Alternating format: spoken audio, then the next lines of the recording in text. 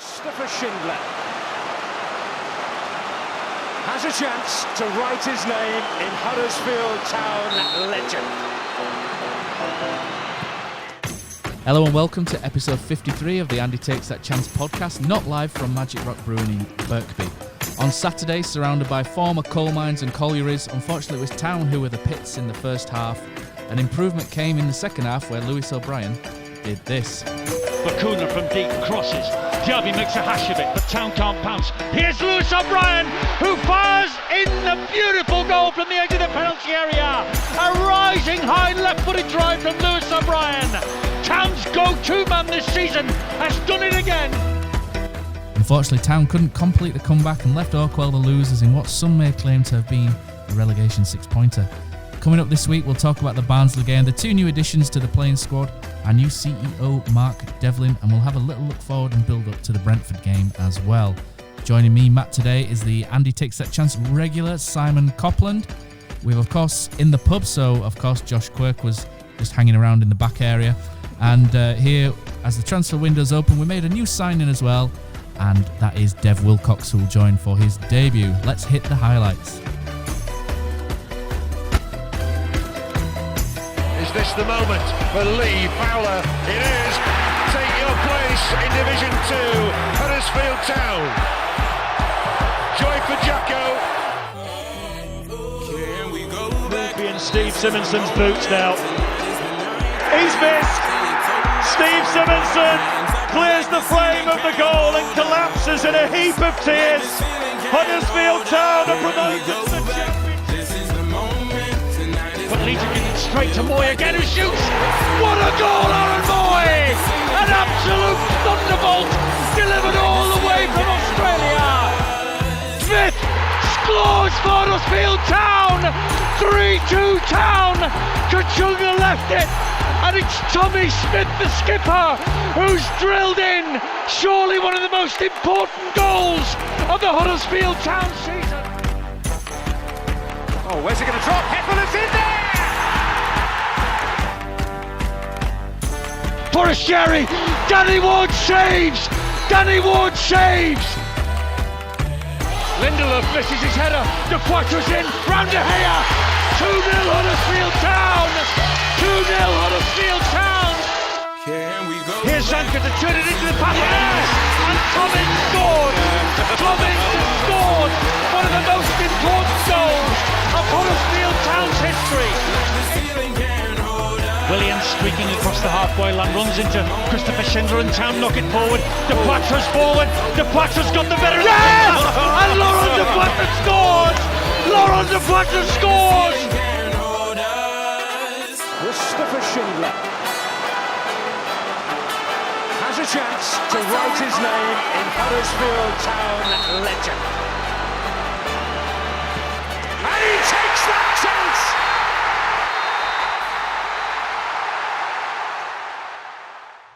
Right, good evening all. How are we doing? Evening, chaps. Very well, thank you. Yeah, not bad, Matt, thank you. Good evening, everybody. Enjoy yourself on Saturday at Barnsley? Yeah, loved it, mate. Great, wasn't it? Fantastic. Awesome. Excellent. Right, okay, so firstly, before we get going, I just want to give a shout out to our sponsor, Magic Rock Brewing, hosting us again at the Magic Rock Tap in Birkby. Magic Rock are associated with the Welcome Centre, who are one of the largest food banks in the north of England. Across from where we're sitting at the moment are a couple of blue bins. They're always looking out for some foods, you know, if you guys can bring in tin food and whatnot, and a few little items. Toilet roll is one thing they're looking for as well. You can drop that in the blue bin. Just reminds me of Town's midfield on Saturday, actually. The blue bin or the toilet roll? I'll leave that to an imagination. Right, so thanks again to Magic Rock, and if you guys want to contribute to the Welcome Centre, then there are two blue bins down here as well. So Barnsley 2, Huddersfield Town 1. That first half, as bad as you've seen for a while, Josh? Yeah, it wasn't great, were it? I think when I came out, I sort of said, I haven't seen us that bad in a long time. It was just no idea, nothing going forward, can't pass 2 yards, just players just looked totally off it, to be honest. And in a game like that, backed by, what were it, 4,500 Town fans, you expect a bit more, and it wasn't great, were it? Left-hand side, Simon got dismantled somewhat first half. both players taking off at half-time as well. We looked weak all over the park in general. How did you see the first half in particular unfolding? Yeah, I completely agree with everything Josh has said there and yourself, Matt. I think the fact we only went in 1-0 down at half-time and actually had opportunity to salvage something from the game was a real surprise. I thought a better team could have quite easily been 3-4-0 up at half-time. Barnsley's final ball was quite poor, actually. But problems on the left-hand side were obvious, but kind of particularly for me, central midfield was no better. Jayden Brown was hooked at half-time, as was Carl and Grant. Feel sorry for Jayden Brown, kind of come back from injury. Kind of was actually in quite good form before Brentford game where he got that bad knock, and he's just really struggling to kind of live up to the standards he set himself before Christmas. Carl and Grant a bit of a different story, I think kind of probably expected more from him, but ultimately he's an attacking player and you want to see him in the final third, and he very rarely got out of our own half, didn't he? Dev, welcome to the podcast. Thank you. The very first thing I'll say to you is, how much do we miss Jonathan Hogg when he's not on the field? Absolutely 100%. I think what you get with Jonathan Hogg is 100% commitment and leads by example, and I think it was clearly evident throughout the game that's what they lacked. Doesn't cost a lot to give your full application, but that seemed to be missing in lots of areas for lots of time periods. That question came in from Scott Battler, so I'm going to introduce a couple of Twitter questions here and there. So thanks to everybody who's taken the time to tweet us. Unfortunately, can't read them all out, but I'll try feed as many in where I can. Josh, I think me and you think we're crying out for a right winger. We saw a good one on Saturday at Barnsley. Jacob Brown, 21 years old, Halifax local. Quite decent. If Barnsley go down and we stay up, he might be worth a shout. Jayden Brown in total, do you think this is just a case of maybe him? He's obviously struggled with Jacob Brown. He's come up against a good opponent. Do you think it's maybe just a case of him struggling to get back into it? Do you think he'll get there in the end, or is that a problem position maybe that we may need to fill? Because I thought he looked okay earlier in the season. I thought he looked quite good actually. Yeah, I think he grew into it, didn't he, when he first came into the role. I think it's like Simon said, he's come back from injury. We've got to remember as well, it's his first season as a pro. It's his first season playing actual man's football, and it's going with a young lad like that. It's going to take time when you're being out, and he's probably had this season. He's had his first start as a professional in championship level. His first proper real injury that's kept him out for a while. I think it takes a while just to get back to the flow of it. He was up against a good winger. I think it's Jacob Brown, like you say. He's got maybe 11 assists this season for Barnsley, in a team that's been struggling, the bottom of the league, so he's up against a guy in form. I think it was just one of them. He's good with a player that age. You're going to get him when they're playing well, and they're going to have dips as well in form, aren't they?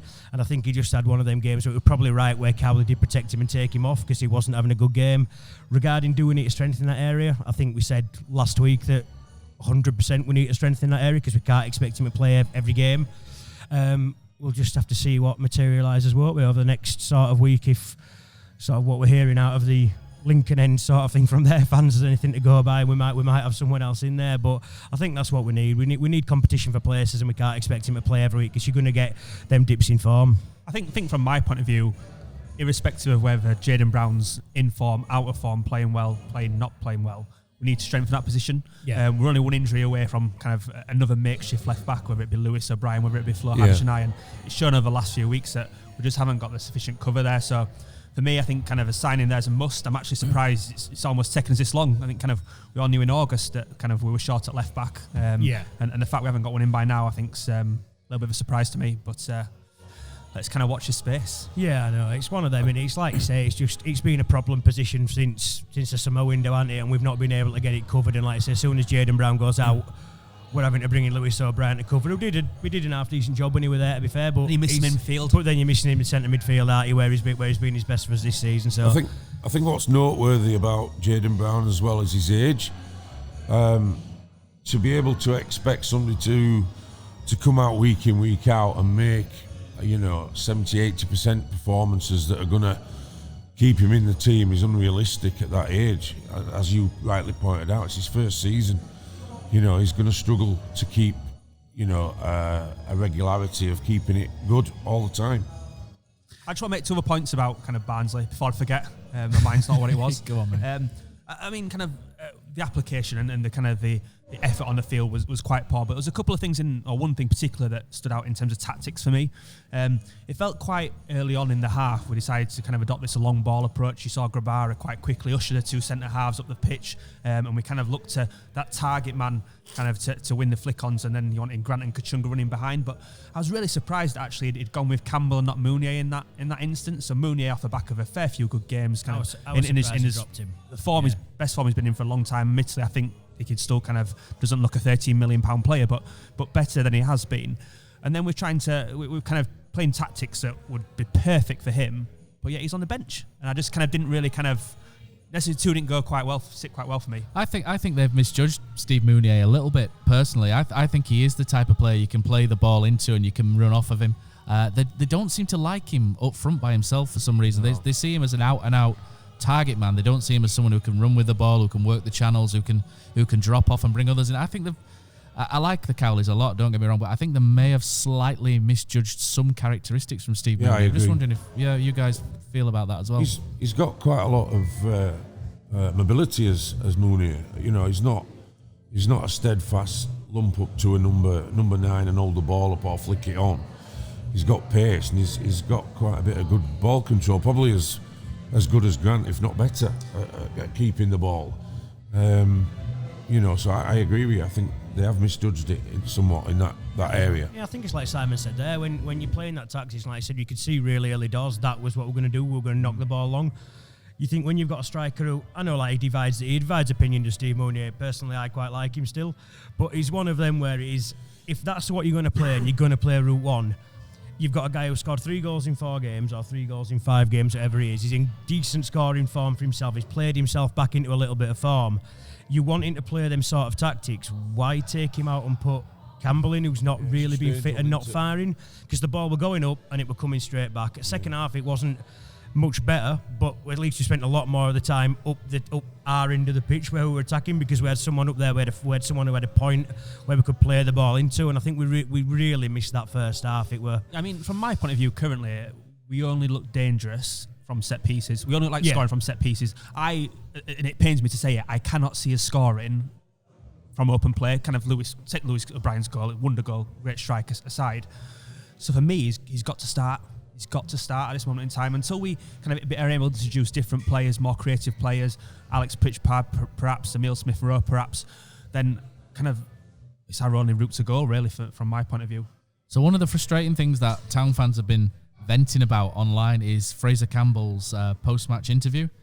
So in that post-match interview, Fraser Campbell said the amount of effort we gave was miles off what we expect first half. We were well below, and that's kind of inflamed quite a lot of Town fans. I think maybe he's not chosen the correct words maybe there. The terminology might not be right. I don't think that's what he meant in terms of we went out there and we didn't try on purpose. I think it was just, I think sometimes you go out there and you just find yourself in a situation where you've not got control, and I think Town found themselves that way. Second half though, guys, I thought it wasn't brilliant, but we looked better. We looked Barnsley, I think they had 2 shots on target all game, and we looked better than we did the first half, but again, it was even longer, more direct. Steve Mounier, 4-4-2. O'Brien back into midfield.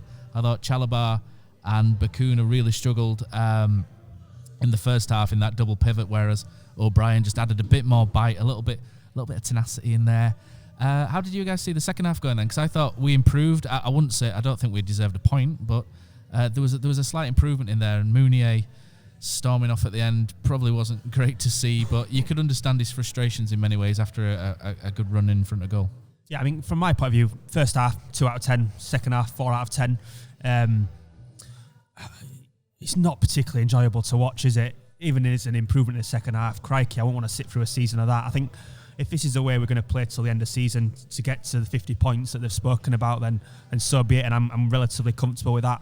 But if we turn up the first game of next season and kind of adopting some similar tactics, I'll be kind of tearing my hair out.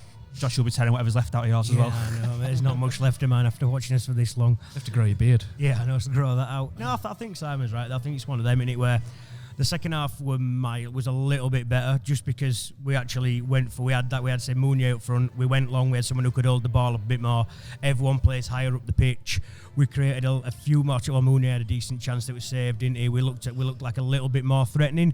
Like I said, we deserved nothing out of the game, so you can't come away and say we did. We were really poor.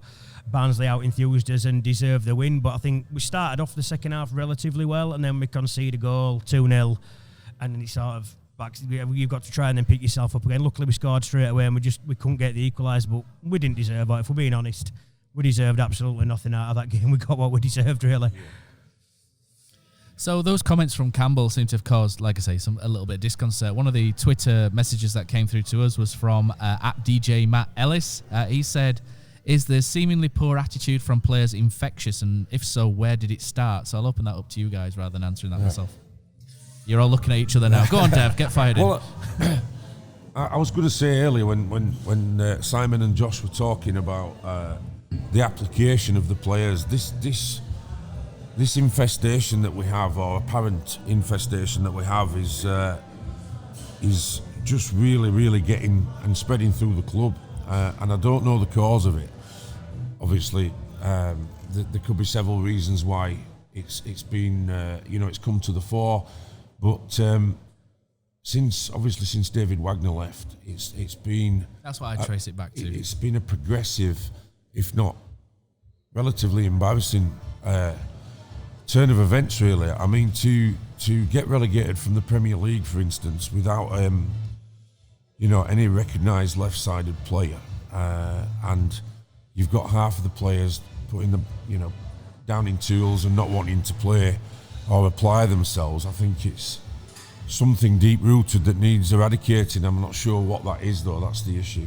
So in January, there were 6 or 7 players who went to Jan Ziva after a week. Philip Billings admitted that he's one of them. Yep. Zanka later, I think, admitted he was one, that they no longer wanted to play for the club, and that attitude has seemingly gone on. Congolo seemed to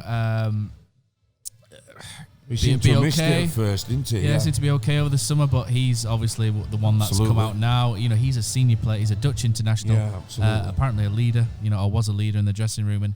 And when you have leaders and big players, obviously doing this and disrespecting the football club, the ones underneath who learn from these professionals then pick up on this, and maybe they seem to think it's okay to do that as well. It is really sad, Josh, isn't it, to see? And I think the way that you deal with this is you just have to cut the sauce off. And Danny Cowley had his watershed moment at Bristol, whereby he's told Diakabi and Benza, etc., you're no longer training with the first team, you're out over there. And if anybody listens to the Love Sport radio show, Cozzy was on that last week, Huddersfield Town special, now at 10:30 on Fridays. He was saying how Terence Congolo's got his own dietitian and stuff. He doesn't eat at Canalside, he doesn't trust the food.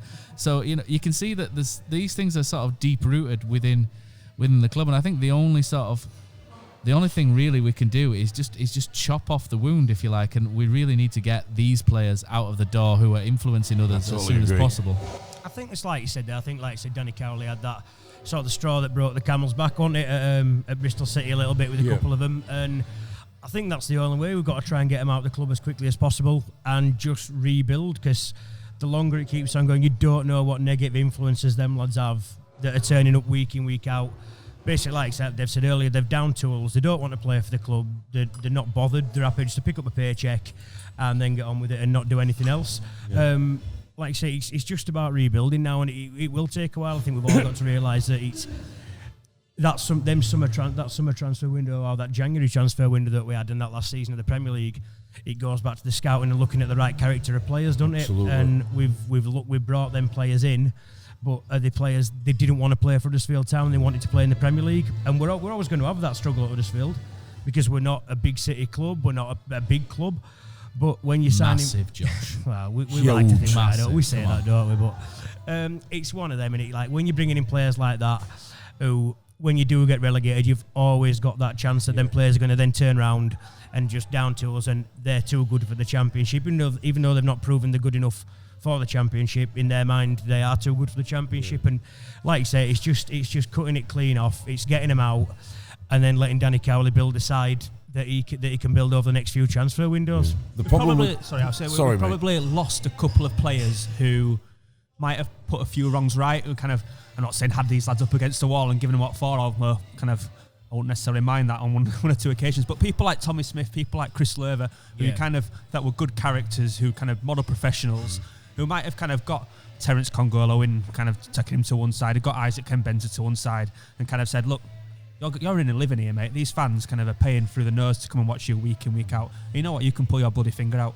Yeah. I think the antidote, Dev, to some of this is to bring in. So we'll move on a little bit to our transfer dealings lately as well. So the antidote to having players not wanting to be here and that bad attitude is to bring in people like Tommy Elphick, great characters, and also Richard Stearman, who's joined the club in the last week. Really loved by Sheffield United fans, Wolverhampton fans, Fulham fans. Always a player that I've never really taken much notice of, to be honest. So when he came, I was like, oh, okay, that's on the surface looks quite good. Yeah. How about you guys? How have you reacted to Stearman? Because I've looked at this and I've thought this actually we missed Tommy Elphick. I know people will say Tommy Elphick gave the ball away, it was a liability. I know a lot of people will say this, but I think you look at the results when Tommy Elphick's in the team. You look at the way that the team pulls together. They look at his organisation. I think whereas John Stankovic has played really well and he's deserved his run in the team, I think we have missed a lot of aspects of Tommy Elphick, and hopefully Richard Stearman, Dev, can provide this. I think leadership on the pitch is something that we've lost in abundance, really. And going back to your earlier point there, where you say that the influence that these big players have on the younger players, I think Danny Cowley has purposely looked at that lack of leadership by bringing Stearman in, and other possibilities that we hear, maybe Andy King as well. And I think that is, I think it's vital when you are, especially if you're in the middle of a game and you're losing, you need somebody that can turn the rest of the players and give them that positive attitude to carry on and battle, if you like. And I think that, definitely that's why we've brought them in. I only said to Josh not long ago, I don't know if you remember this, Josh, that when Stearman had his long locks and he was a big heavy metal fan, the instant image that I got of Stearman when I first saw him was he's hard as nails. And if he brings an element of that to our back four, then we can't go wrong, really. And especially showing that to the younger players, I think it's ideal. So I'll ask a question to you three, to kind of jump in there. So I think kind of widely recognised that John Stankovic has done well since he's kind of come into the team, amidst replacing Elphick not so long since. Brentford at home on Saturday. Do you put Stearman in ahead of him? You see, the only thing I'd say is he's only played a handful of games in 18 months. So what level of match fitness is he? I think having him involved is vital, whether he's on the bench, whether in the dressing room. I think that, taking part in training every day, bringing that professional outlook is vital.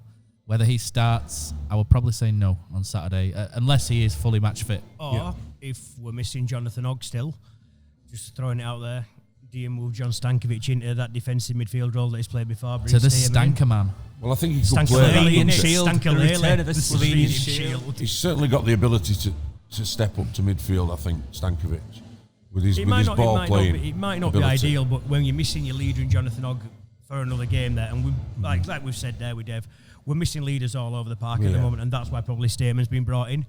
Is it an ideal game after you've been thumped 5-2 at home to Stoke, after you've then gone and lost to Barnsley, and you've got someone like Stankovic who can, for that game, can fill in that role, thinking, right, Stearman's trained for a full week now. Do we bring him in next to Schindler and say, right, now we've got another leader on the pitch, played hundreds of games at Championship level, Premier League level, bring him in the team, we've got a bit of experience and a bit of a leader on the pitch. So or does Cowley totally change it and play three at back? I don't see him doing that. He seems married to a back four, to be honest. It's an option, I suppose, if you wanted to play him, but you don't have any wingers. It is tempting. But who would you play as wing back? That's the other thing, because I can't see Danny Simpson having the legs to cover it, and you'd probably have to bring in Flo Hadajanay, I guess. But that's an interesting one, Josh. Stearman, as well as Stearman coming in, is Emile Smith-Rowe, a player that's been around for a little while through the England youth setups. He's played a handful of games for Arsenal, played in the Europa League exploits, we'll say. Quite an exciting one. Strong running, tallish, number 8/10. A player who could fit in quite a few positions, Simon. He could fit, into your 4-3-3 as a number 8, or he could fit in as a number 10 in a 4-2-3-1, which I think Danny Cowley's hinted that he's looking to do. He could even play wide. So to me, I'm quite excited by this sign. Just mainly because he's someone who can open some doors with his direct running. Me too. Is this something you're... Yeah, I mean, it feels a little reminiscent of Casey Palmer joining from Chelsea, Izzy Brown joining from Chelsea kind of a couple of seasons ago, doesn't it? Fingers crossed if he can have the same impact, arguably even kind of 3/4 of the impact those two players had, then actually it'll be a really good addition to the remainder of the season. I've seen some bits on social media and Arsenal fans speak quite highly of him. I think he spent some time in Germany last year as well. So he's got certainly good pedigree. He's obviously probably had kind of been wrapped in cotton wool at Arsenal quite a lot, and he's kind of entering a situation now where he's probably not used to. So that's the only thing I'd say. How will he handle the kind of the pressure and the experience? If we're 2-0 down inside 20 minutes on Saturday, which based on Barnsley's performance we could conceivably do, and the fans start turning a little bit, it'd be quite interesting to see how he reacts and whether he kind of goes looking for the ball or perhaps goes hiding a little bit. Yeah, I think you'd just like to see, like you said there, like that Izzy Brown sort of impact on the team, that maybe that youthful exuberance of a player who can pick a ball up just on the, he can like good on the turn, drive forward with the ball, and that's what we want to see. We've got no one who can just beat a man. Whether he doesn't have to be a trick, he doesn't have to be skilled, just someone who can just turn a man, drive forward at goal, and that's what we've been missing. If he can do that in that 10 role and push us forward a bit, that's all we're really going to ask for him. Just create chances and just play his own game, and hopefully, like say, if Cowley's brought him in, the little bits I've seen of him, granted it's not much, just like the odd England youth game when I've seen him play and stuff like that, and the odd like Europa League game for Arsenal. Yeah. They're playing him in them games, he's scoring goals in them games for Arsenal by doing that sort of thing, so I really hope he starts on Saturday. I think he needs to start on Saturday. I for one was a bit disappointed that he wasn't on the bench. Yeah. I appreciate he wasn't signed in time, but kind of I'd hoped to see him on the bench against Barnsley. I think off the back of that performance, certainly if he's not in the starting team and some people are giving, dare I say it, another chance, another opportunity, that for me is wrong.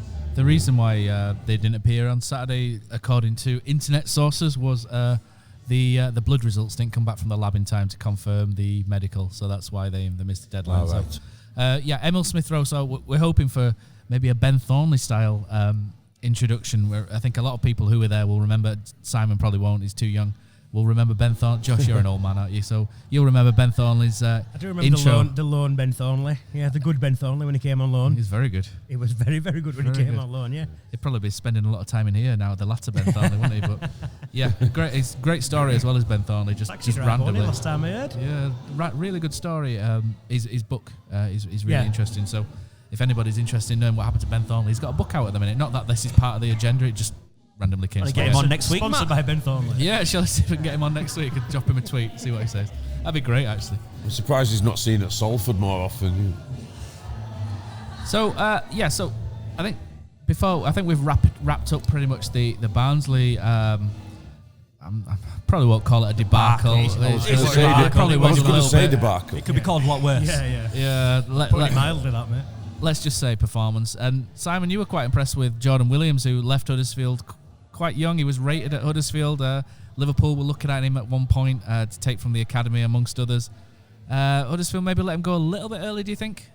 Yeah, on reflection after Saturday's performance and given where we are at its current moment in time, particularly the right back position, I think so. Obviously, this is the gift of hindsight, isn't it? We're using hindsight is a wonderful thing, but course. You kind of do reflect, maybe had we let him go out on loan, that might have kind of served us better. I'm presuming as part of the deal when we sold him to Barnsley or gave him to Barnsley, there is this kind of sell-on clause there, which may come back to prove dividends in due course. But I think 14 appearances for Barnsley in the Championship, man of the match on Saturday, and at a time when we've not got blessed with options, I'd still rather have him in the town squad. I think for me, he's probably a step ahead of Dehaney. I think Dehaney was brought in to replace him with a view that Dehaney might exceed him, and at this moment in time, he's not done so for me. Yeah, so well done, Jordan Williams, a Huddersfield lad, Huddersfield fan, I think.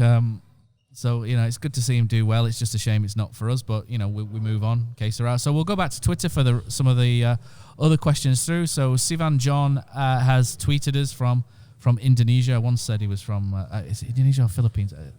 Malaysia. I get this wrong every time, and he'll be tweeting me again, telling me I've got it wrong. The other side of the world. Selangor, I think he's from, which I think is in Malaysia. He's gonna tweet me angrily again. Never mind.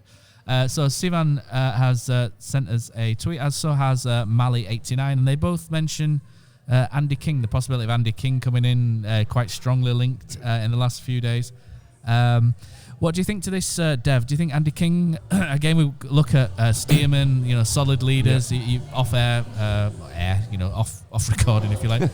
We were talking about what Steven Gerrard said about Andy King. I purposely had a look because I wanted to see why his exit from Rangers was as quick as it was. He couldn't break into a winning 11. That was his main problem. But what was indicative was Gerrard's comments about his professionalism and his, his commitment to the cause. And I think that's exactly what we need.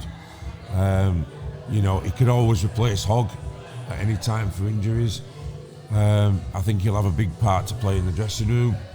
And although he's not what you would say a glamour signing, and you can see a lot of people's eyes rolling when he's, if he does sign. Not a sexy signing, is it? But it's probably a necessary one. So. I just think it's getting people in areas of the pitch, in all 3/3 of the pitch, giving some stability and some leadership, and I think that the predicament that we're in is wanting that, but obviously it's only a short-term fix because of the contracts they've got. So it's not like we're going out and investing money long-term. It's just a quick fix to the position we're in. Do you not think?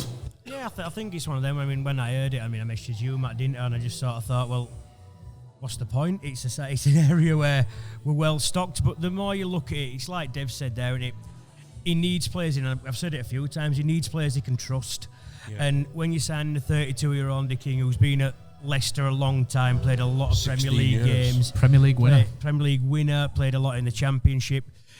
That's maybe what we need right now. Yeah. Right now, we need someone who we can put out there who he knows he can do a job, doesn't he? He knows that he's going to be able to put him in a team. Whether he starts week in, week out, we don't know, because we don't know where we see him fit in. No.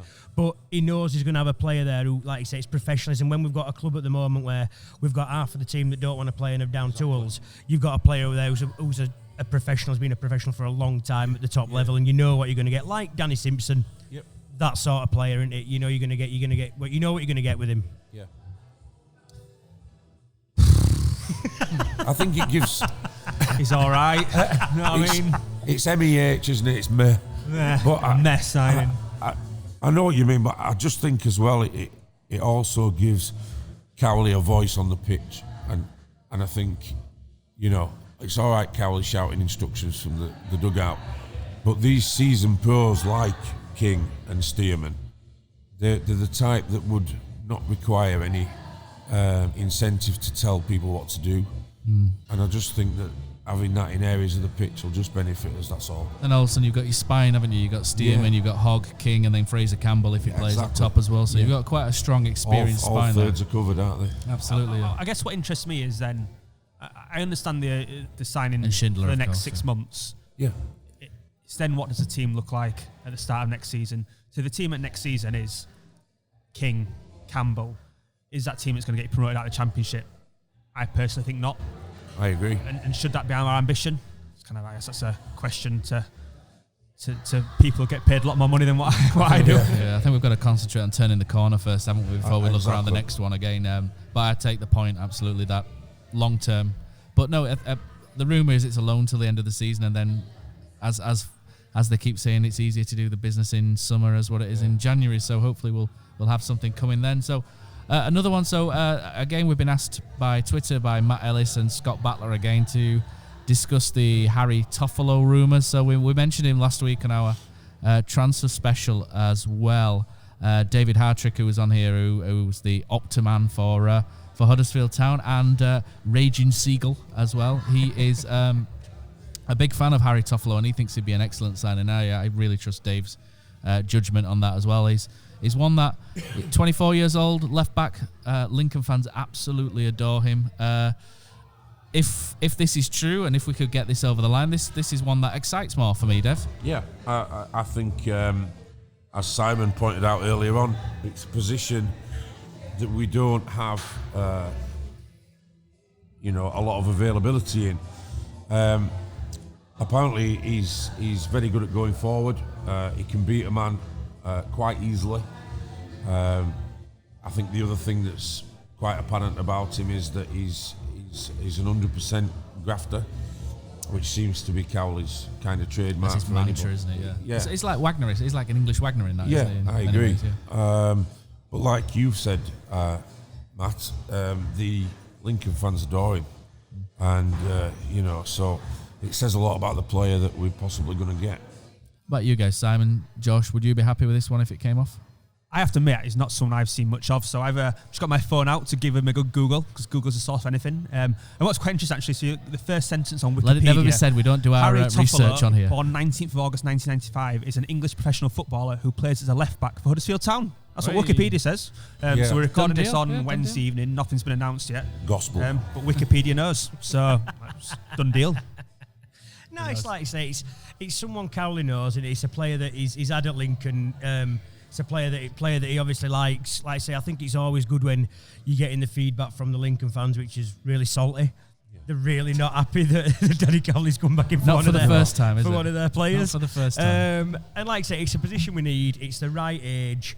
It seems like he's ready to step up to championship level. He's out of contract at the end of the season, so he's not going to cost the earth. Yeah, it's on paper it looks a good signing, doesn't it? If we can get him in, I think so. I think it's showing a pattern of what our transfer activity is like as well. Obviously, because he's a younger player, so he's going to be an investment, i.e. a permanent deal. Whereas the here and now, they've realised, the stark reality is, they've realised they're in a relegation battle, and they've got the two other guys, well, I say two others, they've definitely got Stearman, whether they get King or not, and then those are for the here and now to fix the immediate problem. So he's obviously one for the future as well as the current setup, isn't it? Yeah, 100%. 100%. Like I say, it's just, hopefully we'll have some more news on that, won't we, later in the week. It seems like coming out from, I think it was Michael Appin, Lincoln's manager, and it was pretty much saying after the press conference that if the championship club, without naming names, it was quite a it was derogatory without being it wasn't come in and meet our fee for him, then it might be the last game he plays for us. So we'll just wait and see on that. It did feel like it was a club that had been here and done this to us before. It was kind of that kind of thing, wasn't it? But Michael Appleton's got a lot to thank for that. So there we go. I just hope if he is one we want to get on board, that we get him on board in time for Saturday's game. So actually, we talk about Stearman. Should he kind of be on the bench this weekend? He hasn't played much football. This is a lad here who's played week in, week out for Lincoln City throughout the course of the season. Left back is clearly an issue for us. Stick him in on Saturday. I think he's recently broke a record at Lincoln. You said broke a leg then, I was like... No, I think it's about 60 odd consecutive games he's played for them. Bit of a Malcolm Brown without missing. So for older fans will remember Malcolm Brown, who played about 250 games or so. He did. He just never stopped. Record, Malcolm Brown. Huge record. I'm not old enough to notice him. But I'm glancing at you, Dev. For that one. He was, So I think that he's obviously a committed individual who will do us a good job. I honestly think that. If true. So the other rumour this week, the big rumour is. Birmingham Live, West Brom. Birmingham Live have run with this. The Examiner have picked up on it. A few others about Karlan Grant and having some interest from West Brom. I think that one has also got tongues wagging as well. So Watson, DPW 247 says, if and a big if we got 20 million plus from West Brom for Grant, would it be acceptable? Or would it be like throwing in the towel? Because obviously not many other people scored, do they, apart from Karlan Grant for us. Malky, one of our fans in New York, says Grant is inevitably going to the Premier League where he belongs. Assuming he goes this month, how do we avoid relegation without his goals? We are struggling. Who do we spend the money on? And Robert Flockton says, has Grant's head been turned? Will we sign another striker or stick with Steve Mounier? I'm going to throw this out to you guys. I have an opinion, but I'm gonna leave it till the end. I'm gonna tease Matthew. You tease. I'm gonna throw it. Off you go. Run with it. It's like a tennis ball with a field full of dogs. Off you go. I think for me, the first bit of that is, so if someone comes in and offers £20 million for Karlan Grant, me personally, I would take it just because I like Karlan Grant. Is he a £20 million player? Not for me.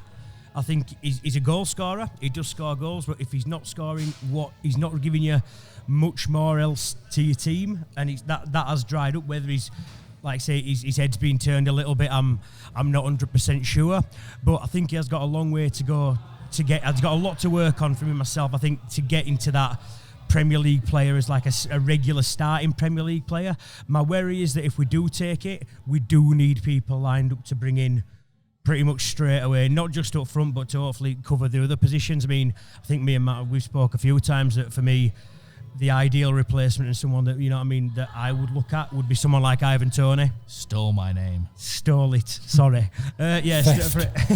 Just from Peterborough. Theft. Just right age, 23-year-old, sort of 6'2". Sort of fits that little bit of a mould that we heard last week from that from the Lincoln fan who gave us that little insight to Danny Cowley. Did, yeah. Ruck can work the channels, can play up front, good in the air, scores goals, good goal scoring record. Mobile, isn't he? Yeah.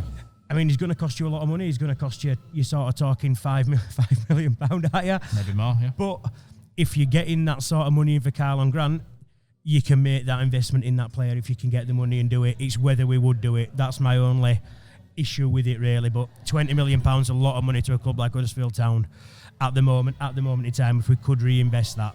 Tennis ball goes, Simon. Slightly different opinion. I don't think his value is going to depreciate too much between now and the summer.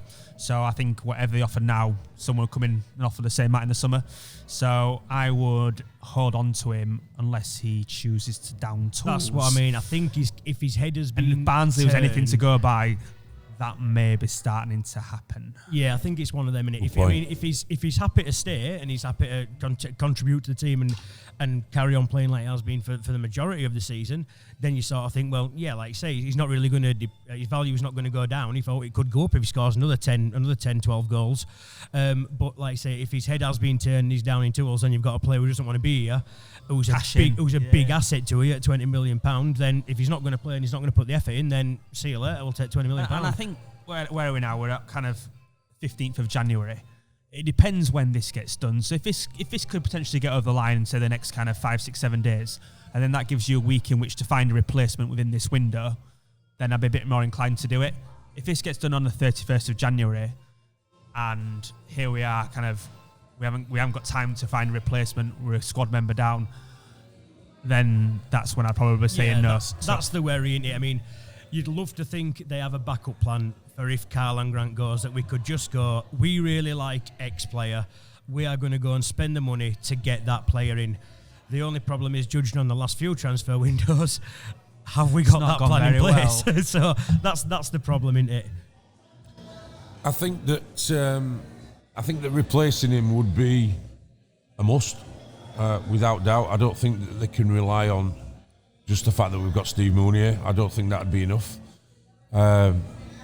So I think that once the ink's dry on the sale, it'd have, like you say, it'd have to be an investment in a replacement striker.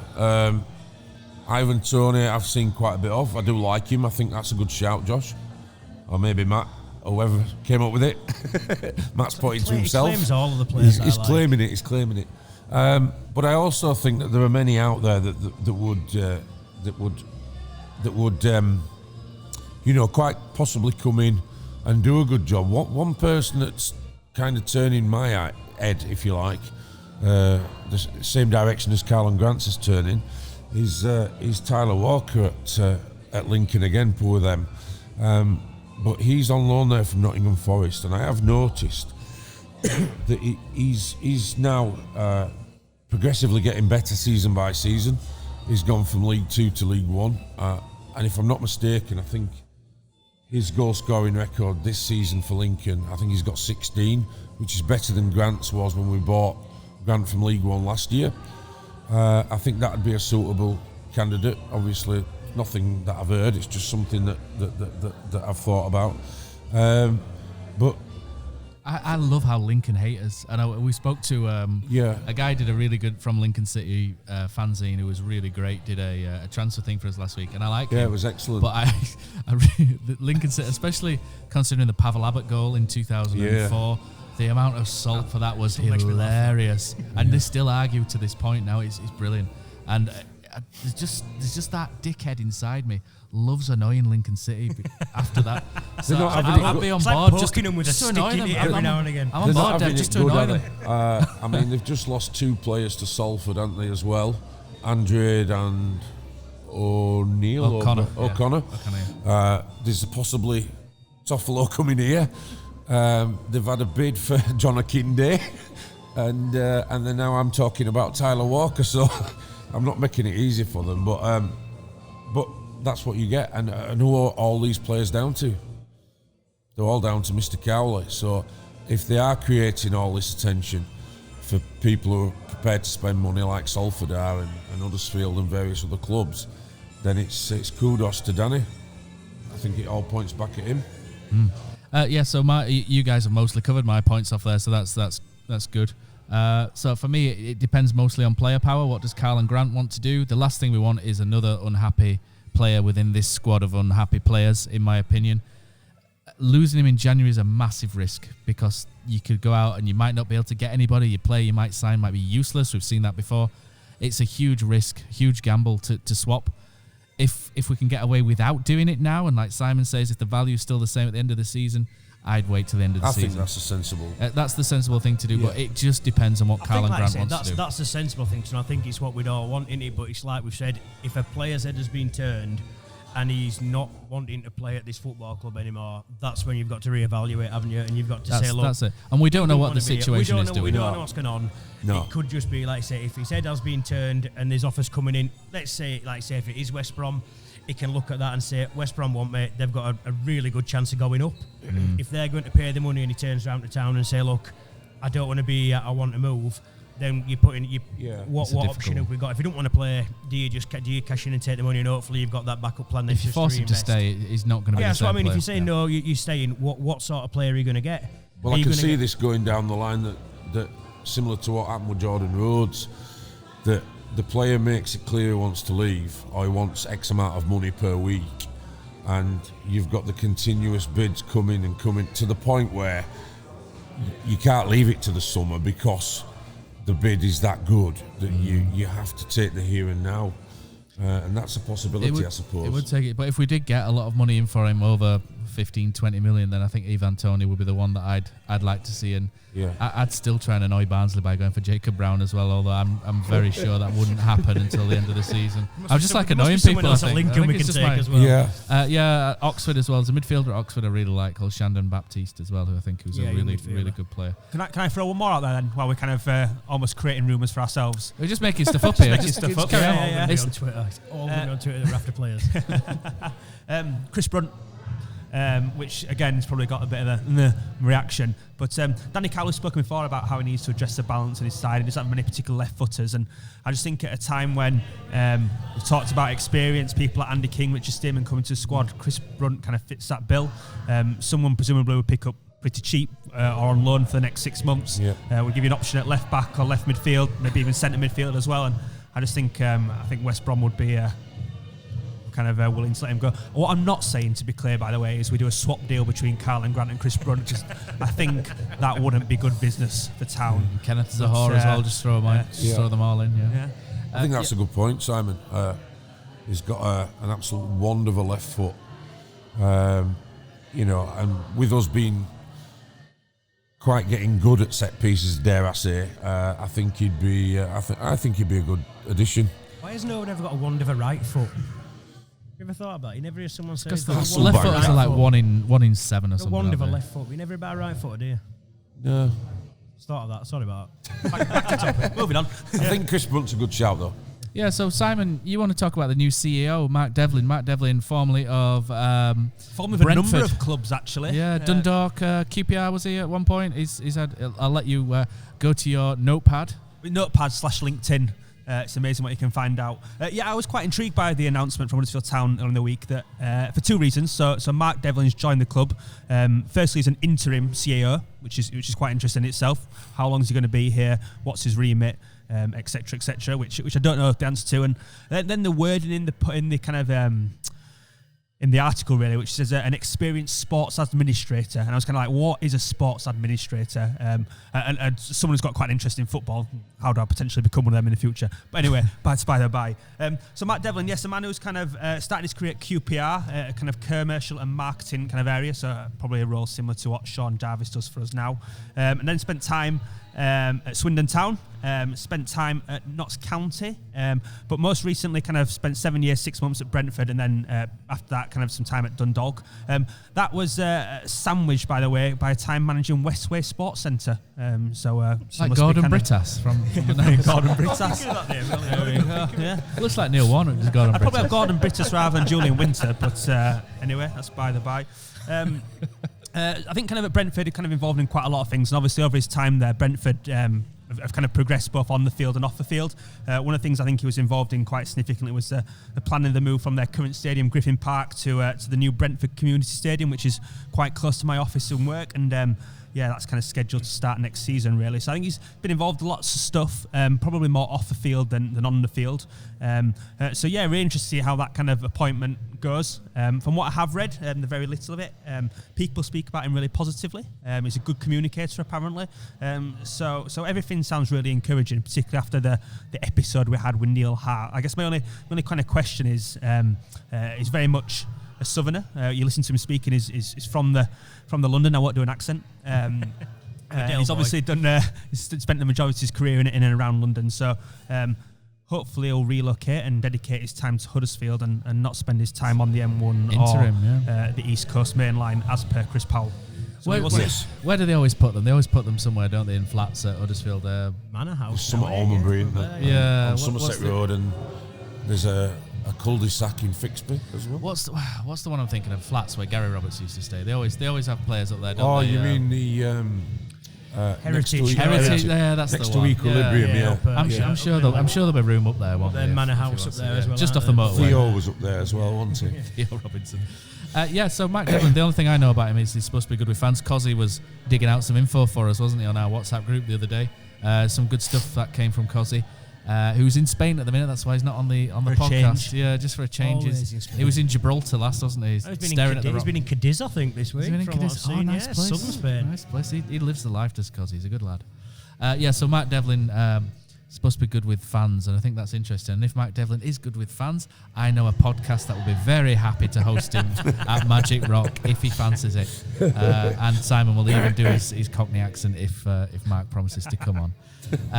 Right, guys, Denver, Dev, you wanted to speak about a link, didn't you, or a player that you thought would be quite decent? Just wrap briefly, up the chances before we go on to Brentford. It's just a lad that I think that we've been quite short at fullback, and there's a lad at Sunderland called Denver Hume, who is an extremely exciting prospect. I just don't want it to end up where we leave it 18 months and his value goes sky high, and then anything above 5 million, it's a no-go for us. So he's a young lad. He's got 2 feet, believe it or not, but he's quite skillful. But he's an attacking, very much, I would say, the right-hand side version of Toffolo. Very, very good player. I've seen him about 3 times now, and he's very excited. And actually, when I was talking to Josh about it last week, he actually scored his first goal at Sunderland's last game. So he's their right back, and so if anybody puts us a link with a right back, I think that would be an ideal choice. I would imagine it'd be quite tough prizing someone away from Sunderland if you're Huddersfield Town. I would imagine. I would agree with that. Yeah. But yeah, I've heard the name mentioned before, and I've heard him mentioned well in good stock. So yeah, interesting one to keep an eye on. So we'll wrap the podcast up with Brentford and going forward. We need a response. Brentford are flying high, and they are still mad about how we shithoused our way to 1-0 at Griffin Park. They even did a podcast on shithousing 101 for Brentford after our game. Even interviewed the manager and asked him about shithousing directly. It's brilliant. It's a really good podcast actually. Besotted. I love how much shithousing we do with these. They're quite good lads actually. I personally would throw Emile Smith-Rowe in at 10. Let him go. Wind him up. Let him go. Something different. Stearman. Not sure if I'd go the full hog, but I do actually like your idea, Josh, of putting Stankovic in midfield for a little bit of solidity that we didn't have against Barnsley, and maybe playing Stearman. The only question then is, does Stank move back and Stearman out? But I guess that's a question for another day. On Saturday, I quite like that idea. I would probably do that actually. What about I'd also throw Mounier back into the starting lineup. I don't think he deserve to be dropped. And I'll probably go 4-4-2 again.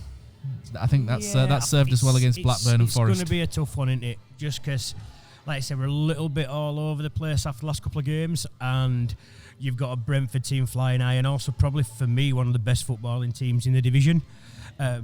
So it's one of them where it's going to be difficult for us. They're going to have a lot of the ball, I feel.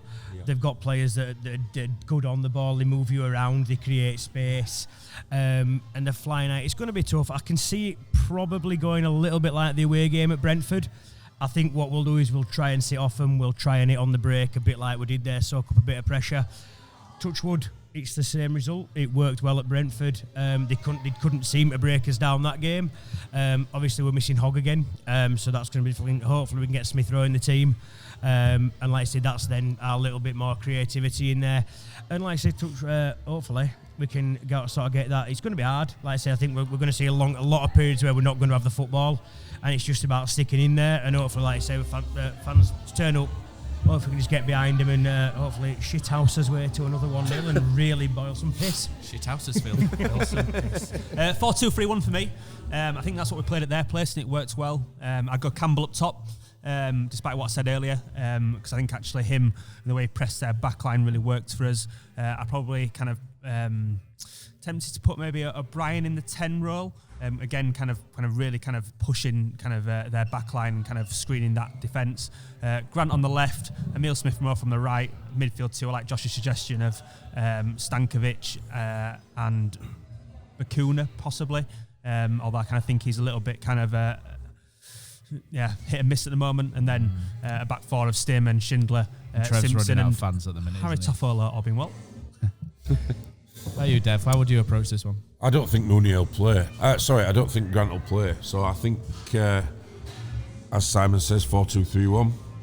But I would be tended to put Smith Rowe in the middle, number 10, as you pointed out. And yeah, maybe Campbell. Interesting. We shall see.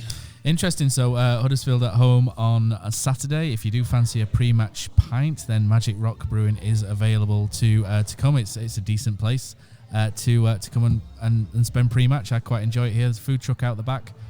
Might see you down here if you're unlucky. So thank you very much for everybody who's sent in their tweets. Thank you very much to Magic Rock. Thank you, Simon, Josh, and Dev, for coming in to chat. And thank you very much. And hopefully see you next week. There's a team that is dear to its followers. The colours are bright blue and white. They're a team of renown, and they're the pride of the town. And the game of football is their delight. And all the while upon the field of play, thousands loudly cheer them on the way. Often you can hear them say, who can beat the town today? And then the bells will ring so merrily, and every goal shall be a memory. So town, play up and bring that cup back to Huddersfield. So town, play up and bring the cup back to Huddersfield.